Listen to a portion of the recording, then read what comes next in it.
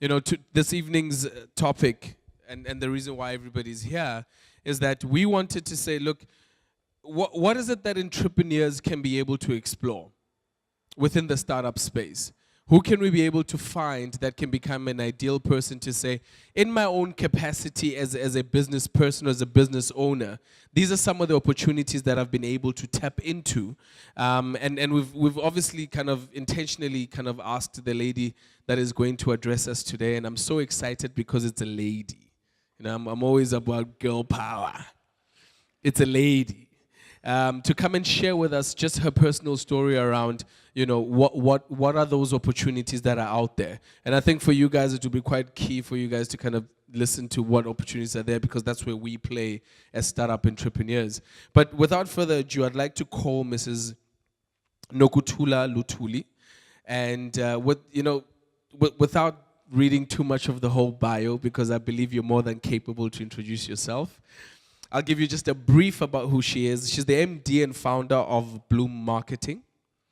And yeah, like I said, I'm not a fan of going on and on and on. So I'd like to call her up on stage, if we can give her a round of applause, and then she can introduce herself. Mrs. Luthuli, thank you. Good evening, everyone. My name is Nox Luthuli. But I think a lot of people probably prefer to call me Nox, and I prefer that as well. It's easier for emails and Twitter handles and all of that jazz. So thank you very much, first to the hookup dinner for connecting with me. It's actually so refreshing in Durban to see young entrepreneurs and to see aspiring business people spending an evening together connecting. We actually need a lot of this. It should be happening every week, actually. It shouldn't be once a month. It shouldn't be so far apart, because we need to cultivate the whole entrepreneurial spirit in Durban. People always say in Joburg and Cape Town, Durban is fast asleep. I think the Durban hub, you got here to Durban and you realized, gosh, there's an opportunity here. Because I don't know, for some reason, we just don't seize opportunities in Durban. We don't rise up and do what we need to do to drive the economy of our province.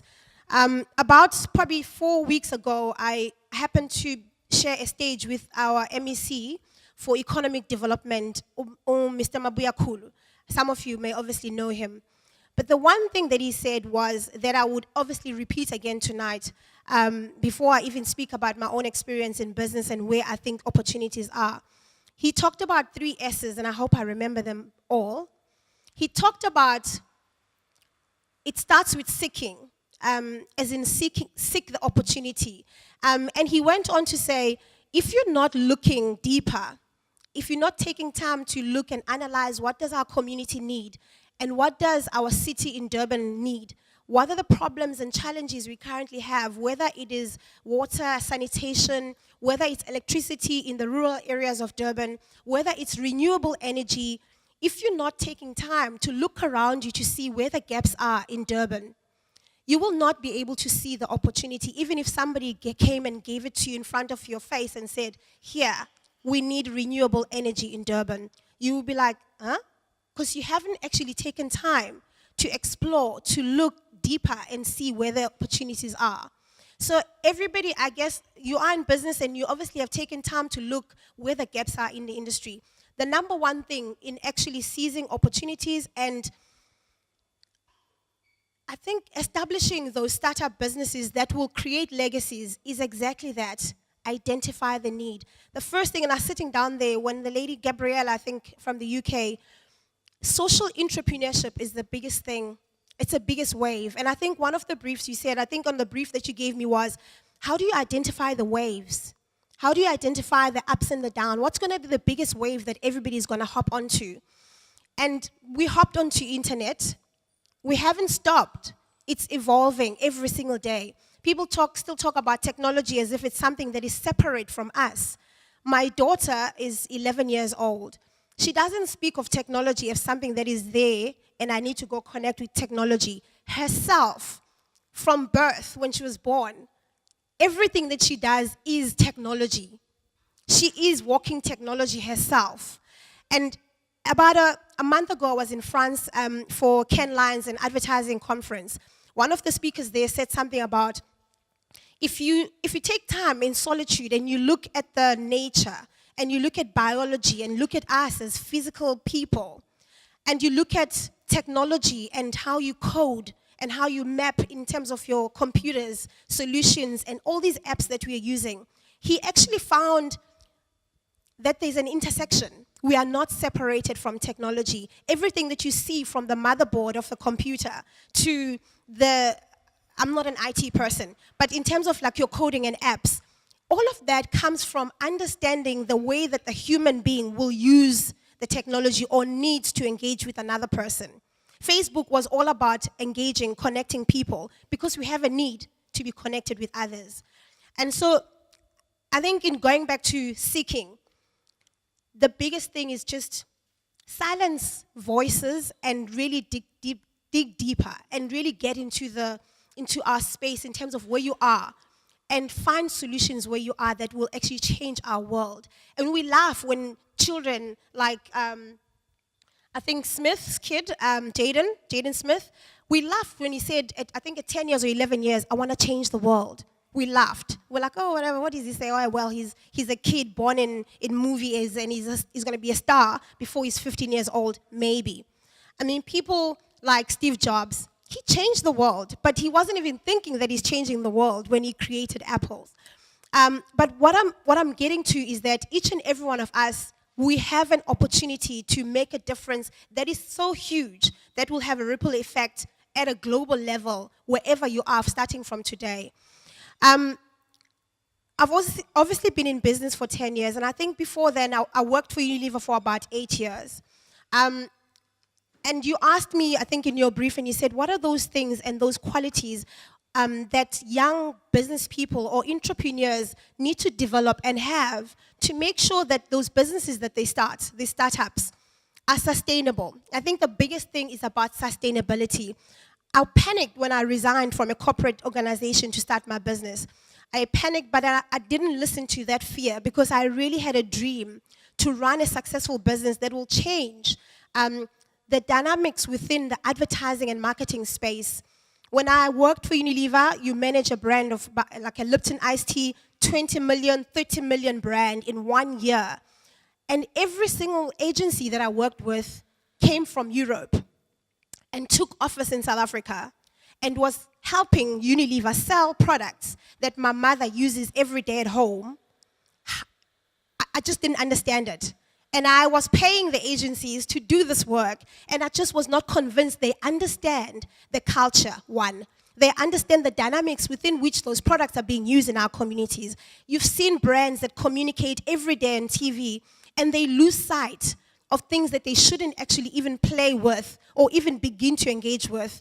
I think the latest ad that everybody probably is talking about is of a child. It was an organization that needed to raise funds for feeding children that are underfed or malnutritioned or within poverty-stricken backgrounds.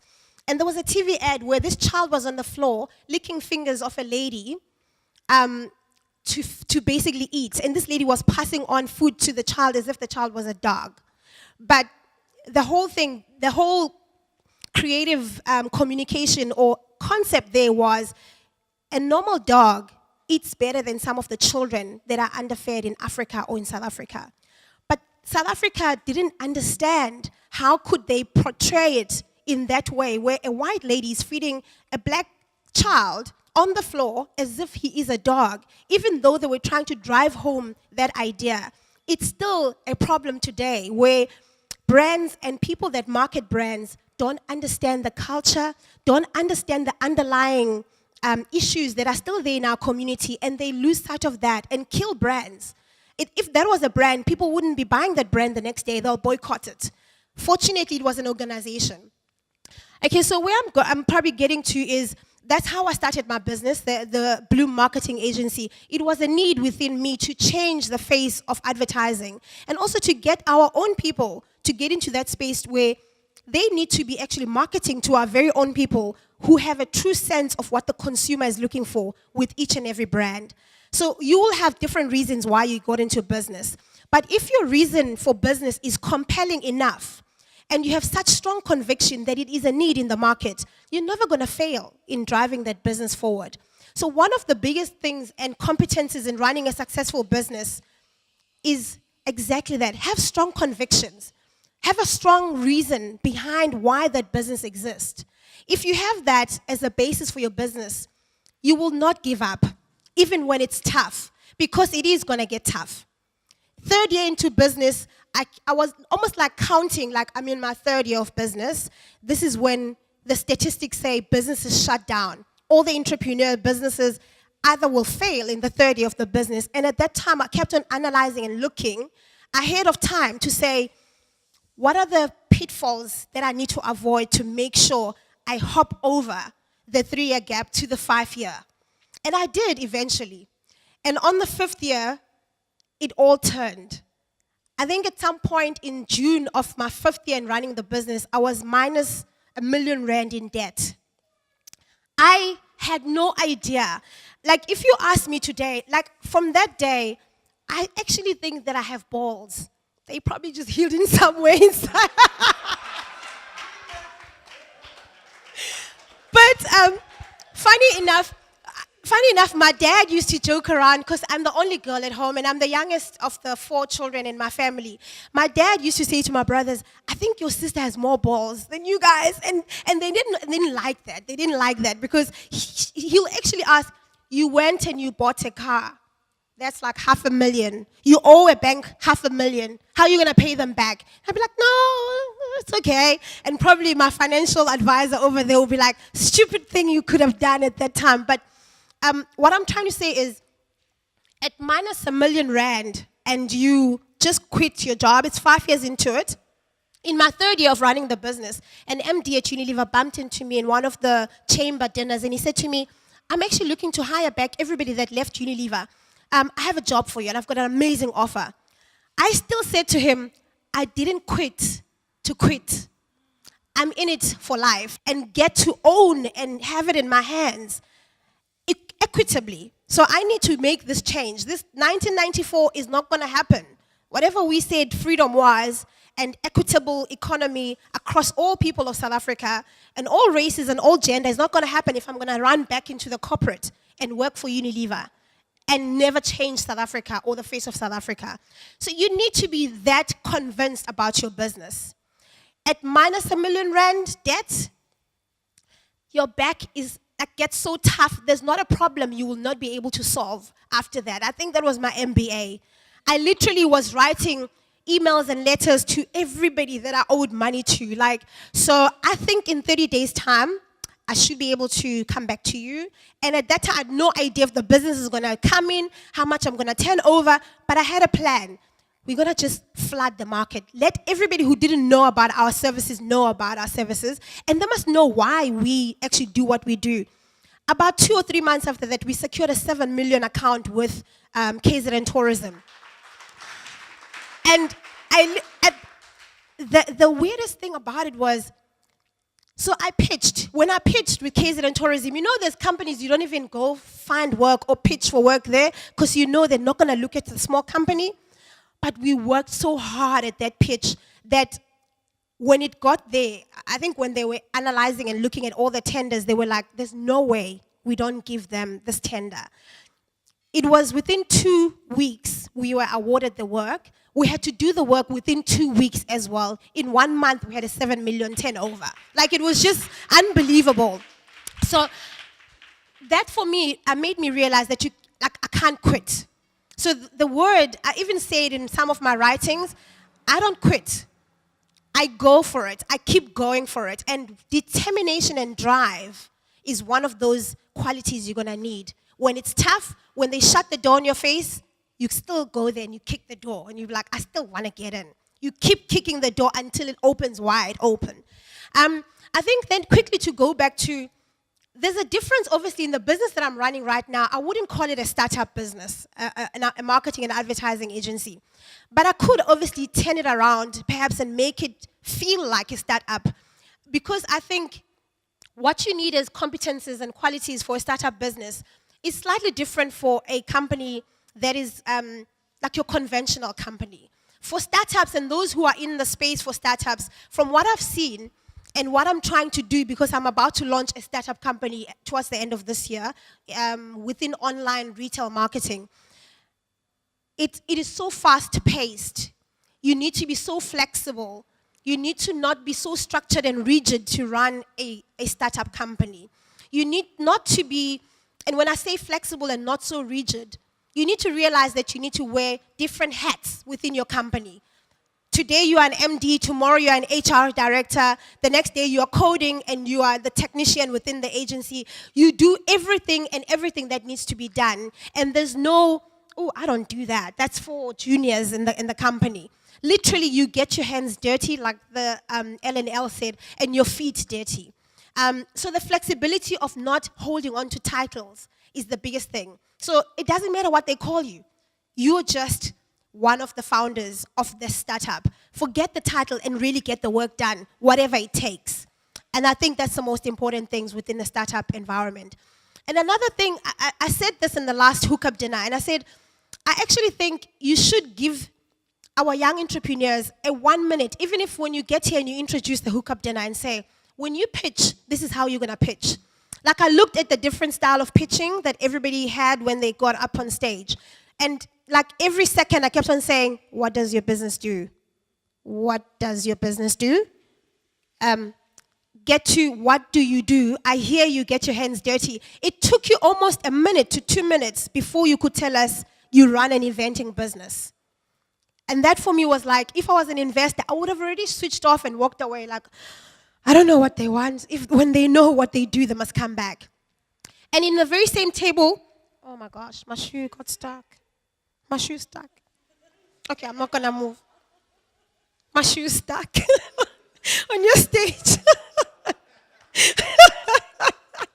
I guess I'm going to really spend a lot of time with the hookup dinner crew.